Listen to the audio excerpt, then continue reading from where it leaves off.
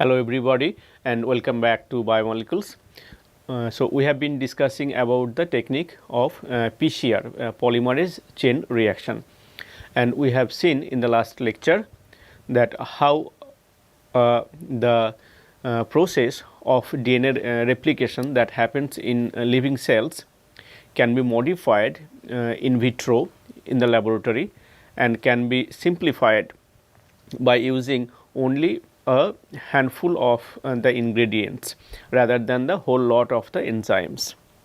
So, we have seen that instead of using the many of those kinds of enzymes, you can simply use a heat and can generate two single stranded DNA out of your sample double stranded DNA, and then the process can be further can be amplified, or you can do the extension using the DNA primers instead of the RNA primers. So, I will write down once again what are the ingredients that will be required for the PCR, and then we will show the individual steps how it works. So, first what you need is of course your DNA sample, double stranded DNA sample that will act as your template. That is your template DNA. And next what you need is you need the oligonucleotide primers, and we need 2 DNA primers, each for one strand, or one for each strand. So, 2 oligonucleotide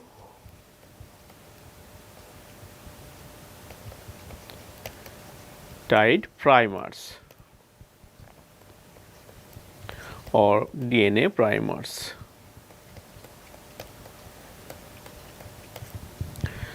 Number 3 you need is all the 4 individual DNTPs, 4 DNTPs, DATPs, DCTPs, DTTPs and DGTPs individually. And number 4, of course, you need a single enzyme, that is the DNA polymerase, and we need specifically we use Taq polymerase, or called Taq DNA polymerase. And you, as a 5th ingredient, that is you need a medium, aqueous medium. We use the buffer, and in that buffer you have to use some salt, because as I have mentioned, when you have double stranded DNA, it is because of the negative charge phosphate groups, they repel each other. So, in order to nullify the negative charge repulsion, we usually use some metal salts in it. You can use sodium hydrochloride, you can use magnesium hydrochloride.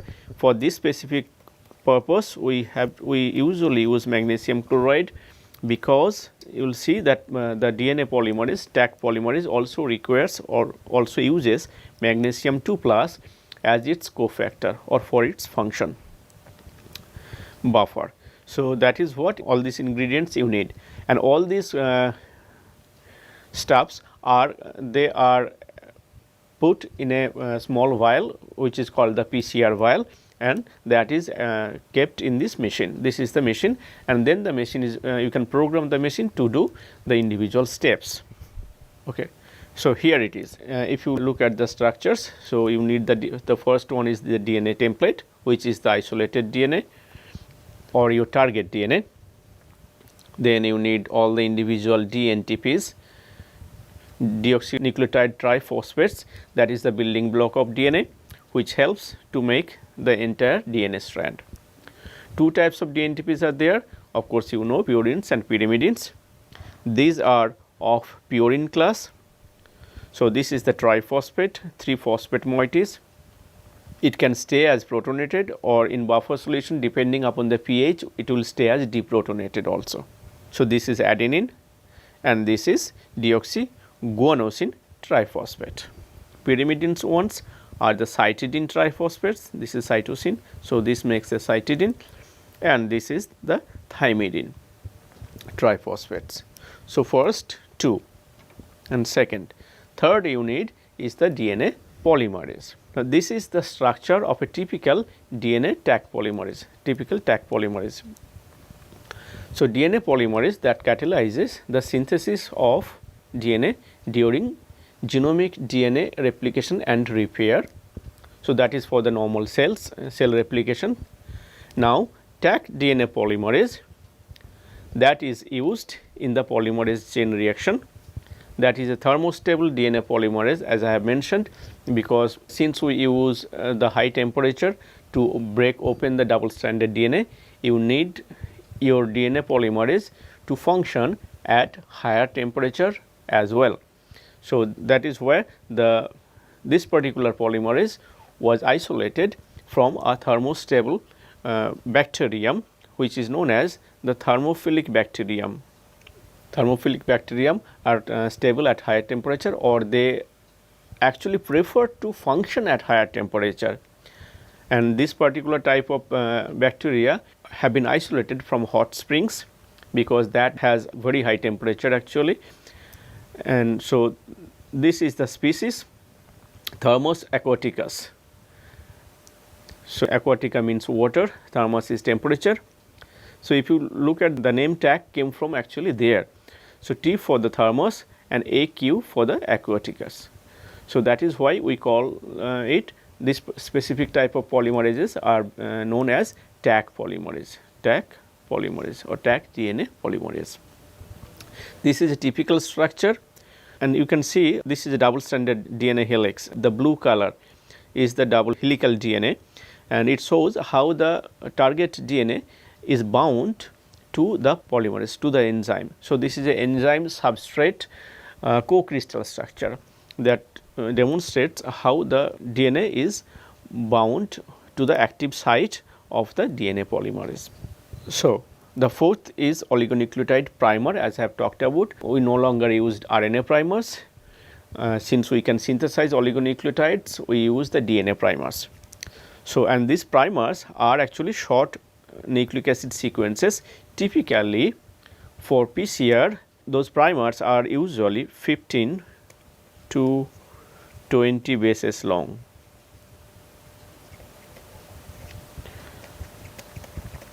DNA primers. So, primers are about 15 to 20 nucleobases long that we use for PCR, because that provides a starting point for DNA synthesis. Now, we need two primers, one for each strand. One is called the forward primer, other is called the reverse primer, and fifth and the last one is you need magnesium chloride buffer solution, because magnesium ion acts as a cofactor of the enzyme Taq DNA polymerase, which binds in the catalytic sites of Taq and increases the efficiency of the enzyme. You will see later on also, or maybe you already know, that most of the enzymes they require either a coenzyme or a cofactor for its proper function. Because all these cofactors or all those coenzymes, they actually participate in the catalytic processes, sometimes electron transfer, sometimes redox reaction, sometimes other things. So, most of them do require a cofactor or a coenzyme. So, in this case Taq polymerase requires magnesium 2 plus as a cofactor. Now, I will come back to the steps. So, mainly the whole of the PCR goes in three different stages. I will call them stages, three different stages. The first stage is known as denaturation.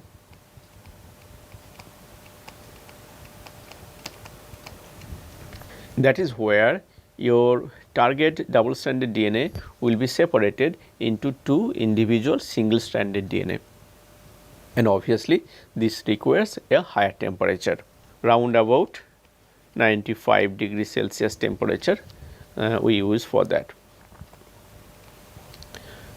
Second step is what you have used the DNA primers. So, they have to hybridize to the target DNA. So, that is the term is known as annealing or hybridization.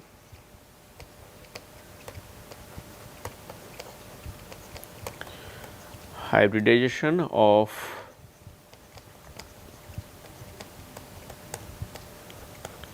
DNA primer with target. Now it is a single stranded DNA, ssDNA, and this here the temperature can vary.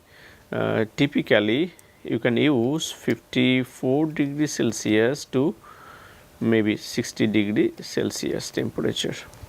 Number 3 is the actual thing, that is where the polymerase is bound and doing the extension. So, this is known as extension. So, that is where your actual replication is happening using the target single stranded DNA as the template and using the DNA primer as the base. So, extension typically happens at 72 degrees Celsius, and of course, you need the polymerase for it. So, if you look at these are the main stages that a PCR undergoes. Now, you do not have to do anything else, it is just only controlling the temperature. So, the whole of the PCR technique is actually, once you add all the ingredients to it, all you need to do is to change the temperature, and you can program the machine to change the temperature over time, and that is all you have to do. Then it will go on by itself, and it will the cycle will keep on going. All right. So, now if we go to the individual step. So, you have that double stranded DNA at the beginning that you need to separate into 2 single stranded DNA. So, the cycle 1 and the first stage is your denaturation, and that is typically done at 95 degree Celsius temperature. So, that will make open the double helix into 2 individual strand. Now, of course, you need the higher temperature, because otherwise what will happen, you may have the non-specific hydrogen bondings or non-specific interaction still left over. For example, if this is your single stranded DNA, DNA 1, and so 5 prime to 3 prime and 3 prime to 5 prime, you have opened them. Let us say that they might have opened. And what can happen if you do it at lower temperature, you can have the non-specific interactions, or maybe the non-specific interactions already exist, such as the full length of DNA will not be complementary to exactly this sequence, maybe half of this. So, this is not the proper hybridization, partial hybridization can happen, and that is a problem. Or sometimes even what happens, the same strand can have self complementarity in it. In other words, maybe this part is complementary to this segment, then they will fold together. The DNA sometimes exists in this fashion, they will fold together like this and make a self complementary. So, in this fashion you have a double stranded DNA, and that is the driving force to form the folded structures. So, in order to avoid all these non-specific hydrogen bondings or non-specific base pairing interactions, at the beginning the temperature is kept at high, shoot up. So, that is what your denaturation, and you get your 2 single strands. After that, your DNA primer has to come, and now since you have to hybridize your DNA primer with the target DNA for a partial hydrogen bonding of the whole primer versus a part of the now single stranded DNA or now the template DNA. So, therefore, now you cannot keep the temperature still high, because at higher temperature all this hybridization cannot take place. The melting temperature of this double stranded DNA with the primer and the target, the melting temperature are maybe in the range of, typically it can go for 55 to 75 degrees Celsius. So, therefore, above this temperature they will be unhybridized, or they will be stay as single stranded DNA. So, 95 degrees Celsius temperature you cannot keep for the hybridization of the DNA primer with the target, which we call annealing. Annealing or hybridization. Annealing means hybridization. So, basically you have to bring down the temperature, and here is something that you have to play a little bit around. It of course depends upon the sequence of the DNA primer you have, or sequence of the DNA primer that you have to use, because depending upon the GC content, depending upon the number of AT content, the melting temperature of this DNA primer that will vary, and therefore you have to find a optimized temperature where you can have the maximum or the full hybridization, the desired hybridization. Now, let us say that if your melting temperature of this DNA primer is around 60 degree, then that means above 60 degree this will open up, below 60 degree it will have the pairing, full hybridization. Now, if you do this reaction, or if you allow this hybridization to happen at too low temperature, let us say if you do the hybridization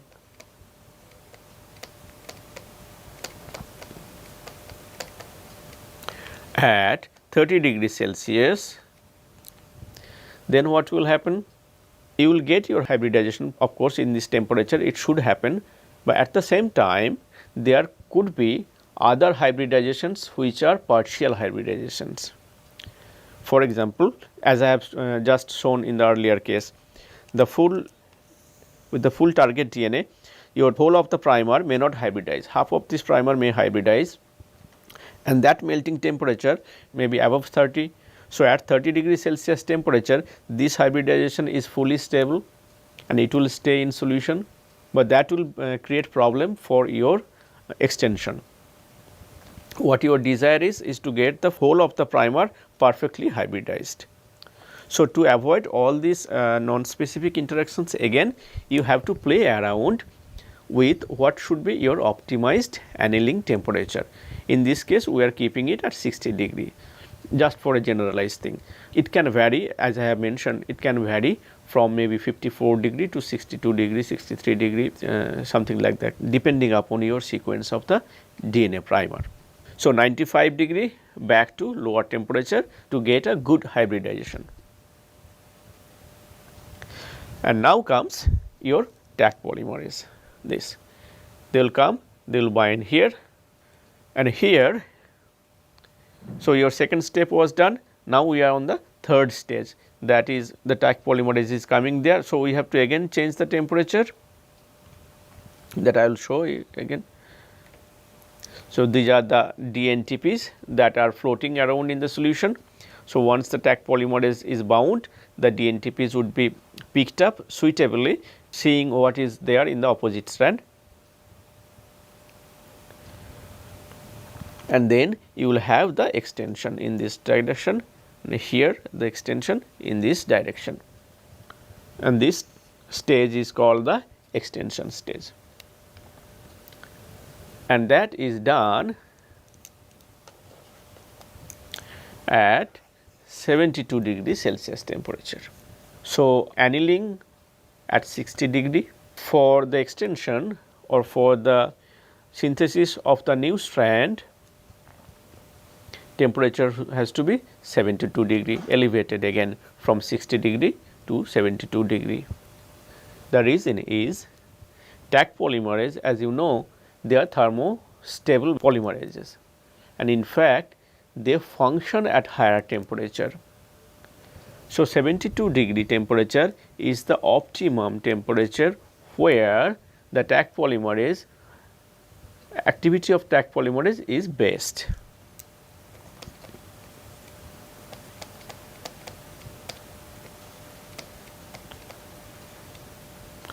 Taq polymerase works best at 72 degrees Celsius temperature. That is why the extension always is done at nearly around 72 degrees Celsius temperature. So, now you have your amplified DNA first after the completion of the first cycle 2 DNA. From one target DNA, you have now 2 DNA. Now move on to cycle 2. Again you will have the individual strands, primers,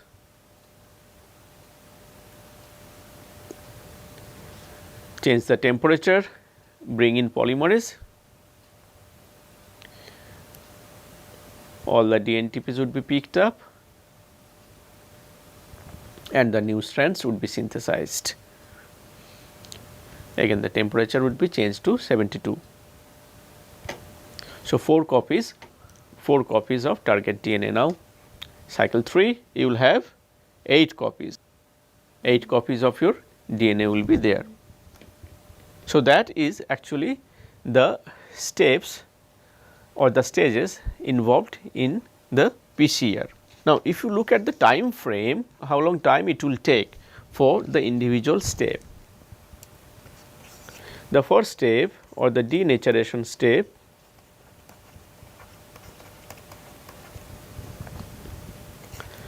which is at 95 degrees Celsius. This is the starting point. So before this you keep your DNA at 95 degree temperature for around 4 to 5 minutes. This is for the first cycle to make sure that you have the full cleavage of the hybridization. And once you start the program, you keep in this temperature for just 30 seconds, because you already have kept it for a long time. So 30 seconds here. From 30 seconds you have to come down to the annealing stage, so 60 degrees Celsius temperature, and that is here for 60 seconds, roughly 1 minute. 1 to 2, 2 to 3, that is the extension, which is done at 72. So 60 degree temperature to 70 degrees temperature it has to come and stay at around, it comes around in 60 seconds, and then called the final extension.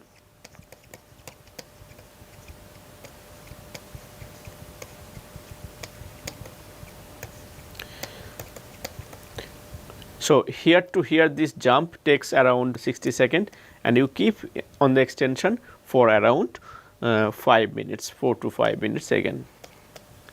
Depending upon your requirement, it may not take that long also, a minute most of the times is enough. So this is your time frame for one complete cycle.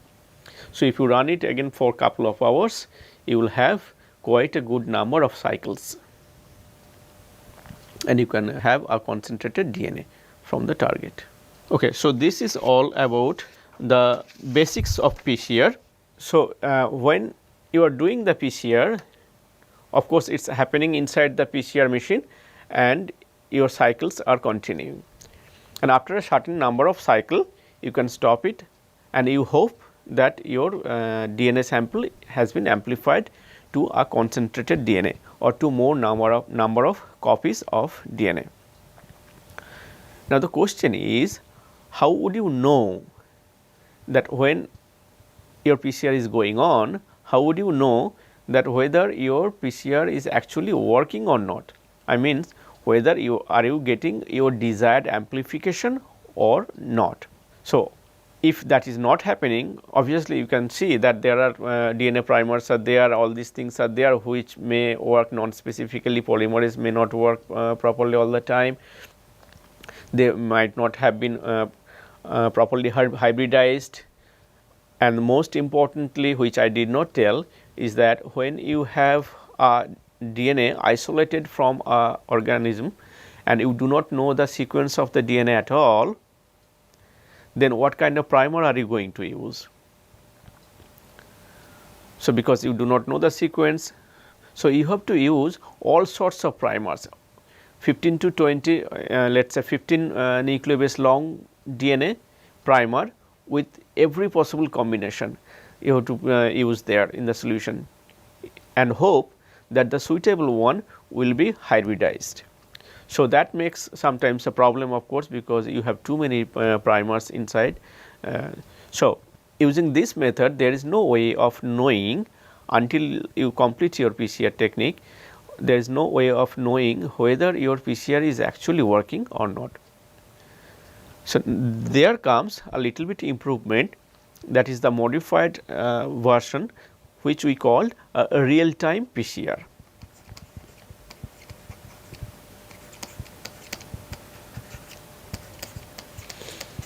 Or in short, this is known as RT PCR. Real time PCR will allow you to know whether your PCR is actually working, whether you are getting your amplification or not. In other words, it actually measures the concentration of DNA in your PCR sample in real time. So, there are many ways of doing that. So, I will show you 2 or 3 different ways that are used. The first kind is, of course, one type is that you can stop your machine at some point, take a small aliquot out from the PCR tube and then measure the absorbance at 260 degree and see whether your absorbance is increased. So, A260 measurement.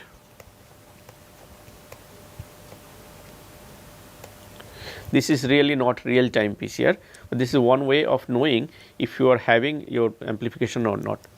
So, if this is your UV graph, this is your absorbance at absorbance, and this is your lambda. So, at the beginning, since the concentration of DNA is low, you will have low absorbance of your DNA starting DNA, and this is your 260 nanometer lambda max. This is your absorbance. Now, if you are getting your amplification, then your concentration of DNA or the number of molecules of DNA will be increased, and therefore, the absorbance will also increase. So, now after certain time you should see like this, that you are getting higher absorbance. So, by simply seeing or simply measuring the absorbance, you can at least have some idea that you are having your amplification or not. Second is,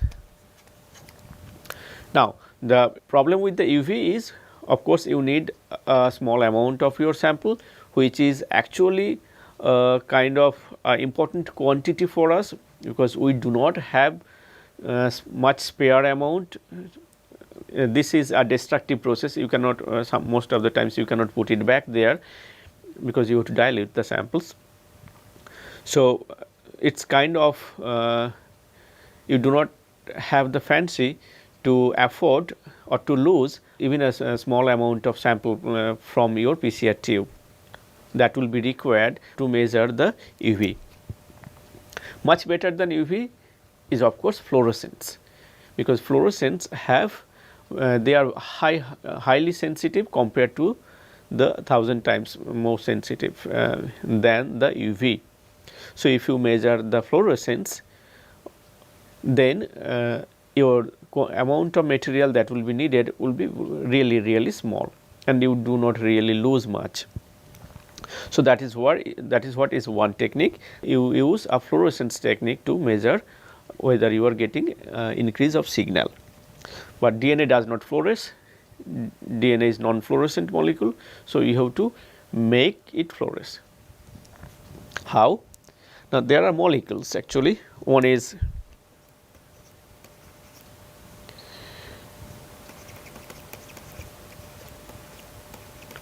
for example, molecule like cyber green or ethidium bromide. I will draw the structure.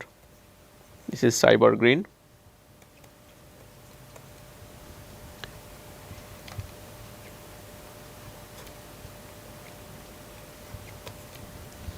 Six-membered ring basically.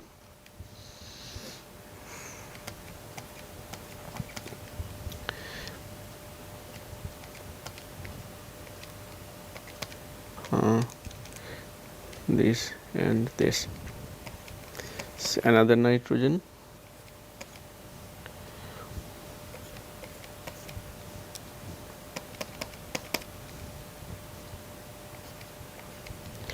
alkyl chain basically here, and then here you have a double bond, and you have here a thiol ring NS 5 membered, N methyl plus is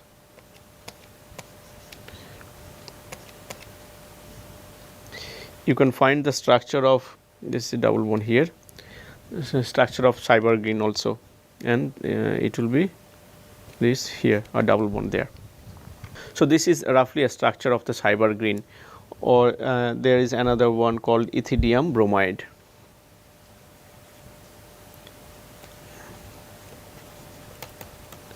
Ethidium bromide that also have the aromatic structure.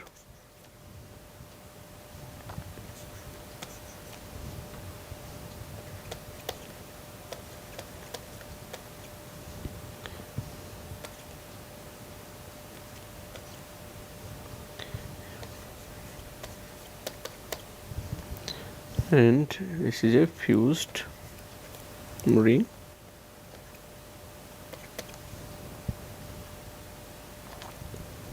So this is plus, so Br minus is the counter anion. So this is your ethidium bromide. Here there is amine, here there is amine. There are some other molecules of the similar type.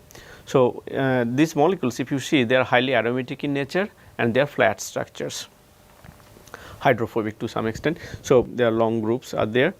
So they are flat structures basically. What they do is that they intercalate inside the double stranded DNA.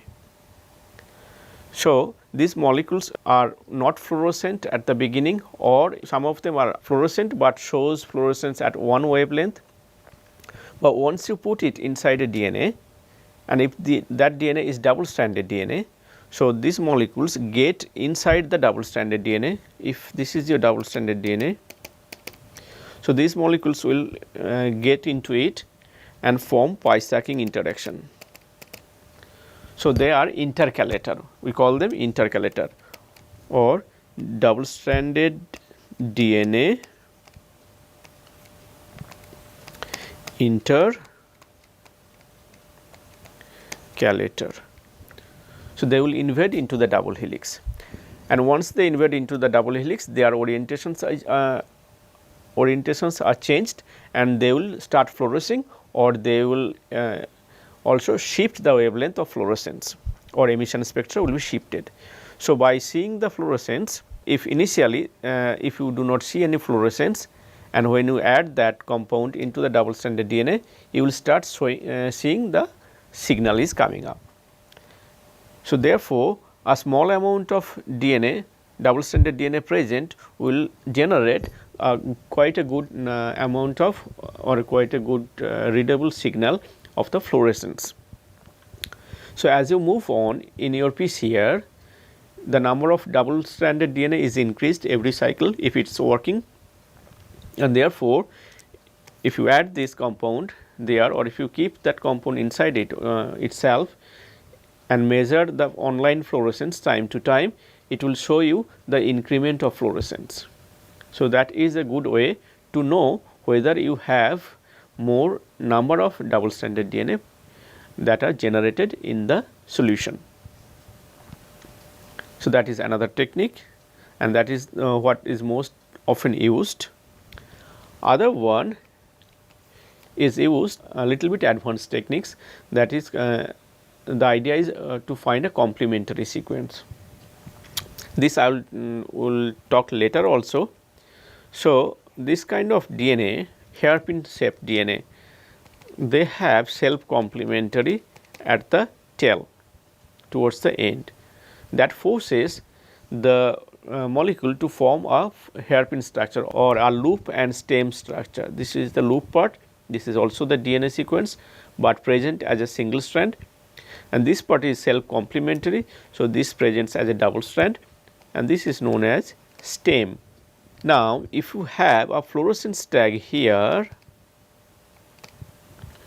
so the molecule will show fluorescence, and if you have a fluorescence quencher like a black hole that absorbs all fluorescence. There are molecules that absorbs all fluorescence. Then what will happen, these two are very close together when it is in loop and stem. So, these two are very close together, and therefore, all the fluorescence of this fluorophore will be absorbed by the quencher, and there will be no ultimate fluorescence.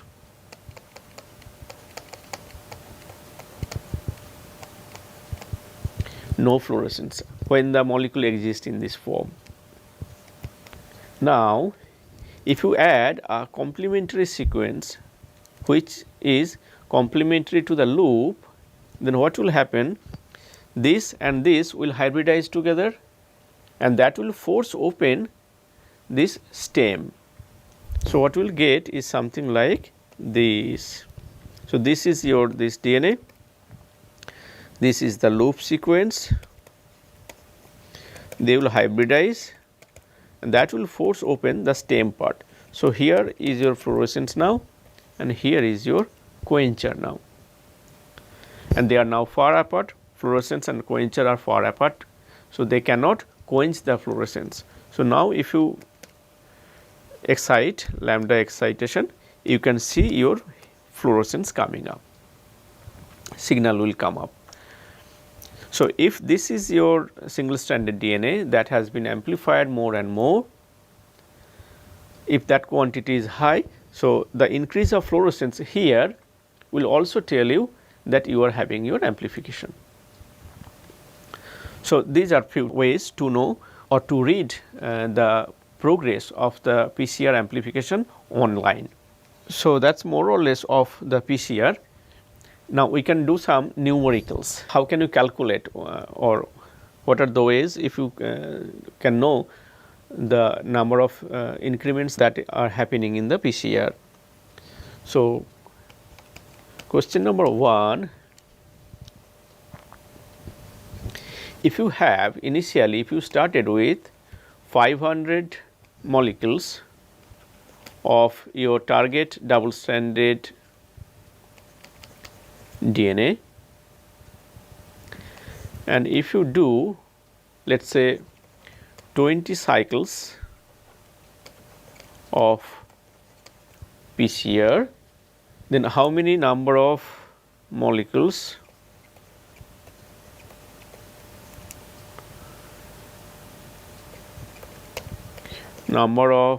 double stranded DNA you are going to get? Can you calculate that?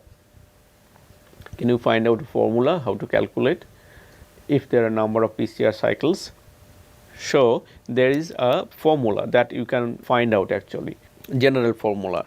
So, when you are doing, let us say you started with 1 DNA, dsDNA, first cycle, how many number of DNA you are going to get? 2. Second cycle, number of copies would be 4.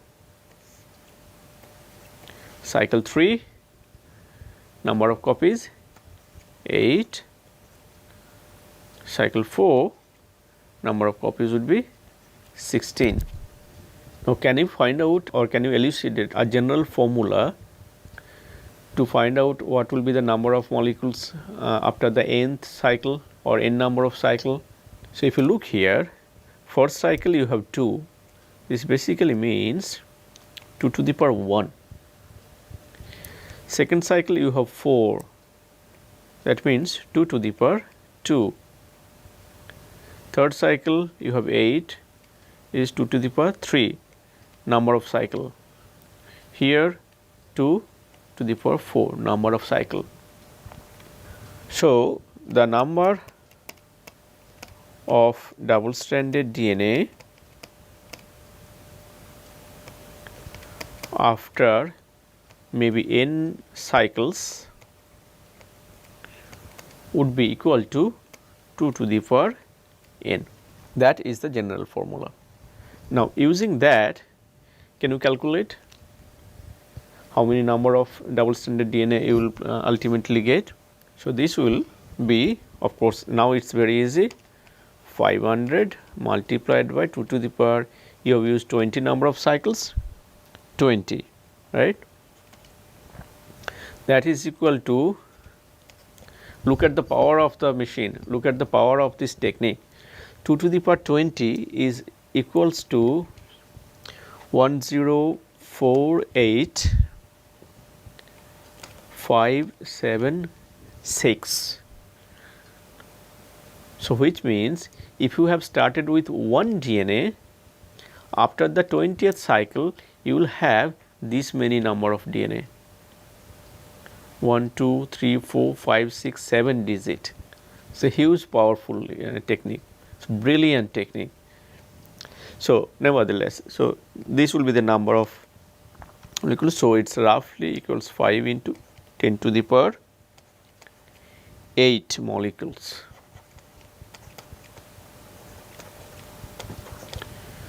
of double stranded DNA that you will ultimately generate. Just started with 500 molecules, you are getting a 10 to the power 8 number of molecules after 20th cycle. So, question number 2 is now coming to the concentration. If you start with 10 nanomolar, that is the concentration of double stranded DNA sample you have started with, and the DNA has a molecular weight approximately 10 kilo Dalton. Now, Dalton is almost similar to the gram per mole, the normal molecular weight for organic compound that you are aware of. Kilo Dalton means 1000 Dalton. So, that means equivalent to 10,000 Dalton, that is the molecular weight of the DNA sample. You have started with 10 nanomolar.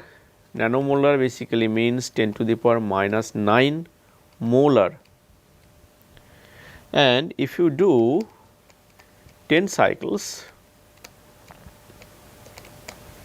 of PCR, then what is going to be your final concentration?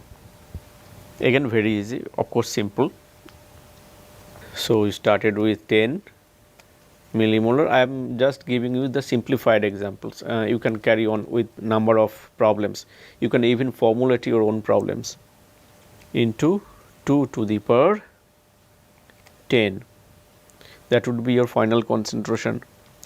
So, that equals to 10 2 to the power 10, that is equivalent to 1024 nanomolar. So, that will be coming down to roughly 10 micromolar. Micromolar means 10 to the power minus 6 molar. So, this would be the final concentration of your double stranded DNA after 10 cycle, just 10 cycle. A third kind of problem may be that you have started with, now in terms of weight, 5 microgram of your double stranded DNA initially, that you have started with in 200 microliter volume, 200 microliter PCR tube, total volume is 200 microliter, and the double stranded DNA has a molecular weight of the DNA, I am still keeping it 10 kilodalton, and after 10 cycles, question is what will be the concentration?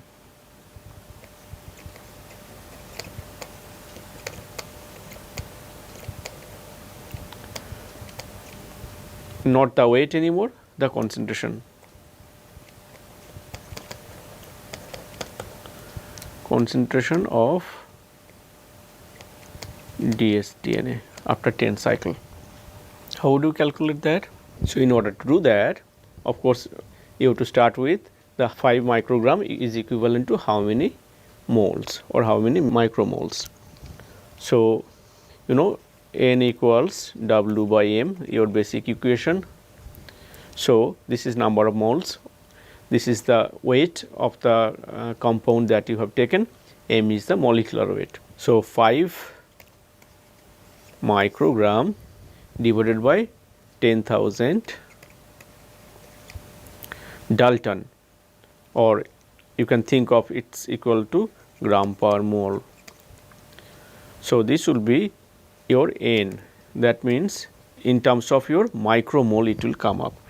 So, this would be equivalent to 5 into 10 to the power, I have calculated already actually, 10 to the power minus 4 micromole, that would be your N.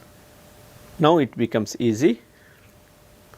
So, the 10 cycles, after 10 cycles means your concentration would be 5 into 10 to the power minus 4 micromole into 2 to the power 10, number of copies would be there. So, that is coming as almost equal to 0.5 micromole. So, that is the number of moles, micromoles that you are having. So, in terms of concentration, you have started, your final volume was 200 microliter. So, concentration would be 0.5 divided by 200.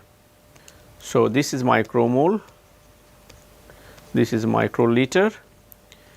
If you want to have in terms of molar quantity, you have to multiply it by 1 liter, that means 10 to the power 6 microliter, that would come out as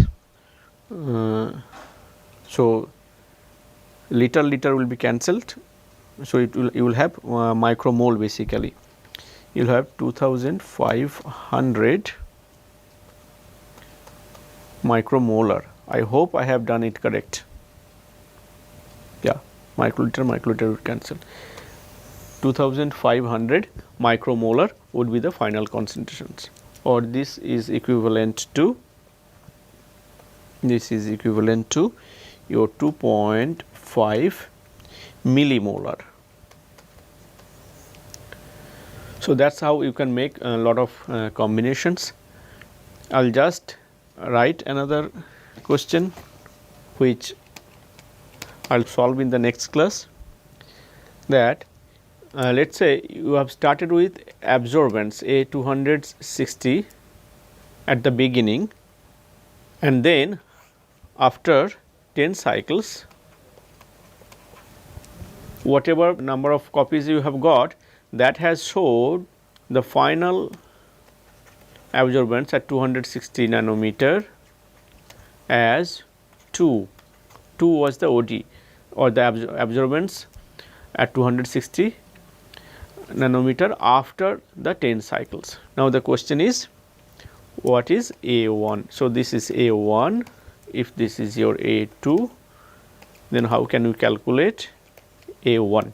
And you can use all the other parameters like the molecular weight and the concentration, whatever it is, as was given in the earlier question. Thank you.